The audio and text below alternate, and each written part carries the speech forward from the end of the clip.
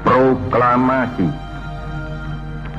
Kami, bangsa Indonesia, dengan ini menyatakan kemerdekaan Indonesia. Hal-hal yang mengenai pemindahan kekuasaan dan lain-lain diselenggarakan dengan cara saksama dan dalam tempo yang sesingkat-singkatnya. Jakarta, 17 Agustus 1945,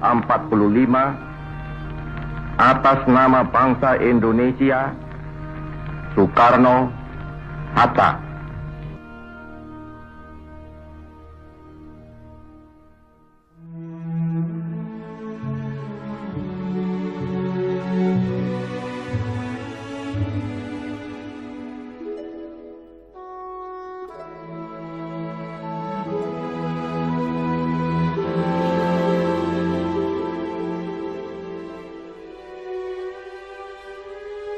Tanah airku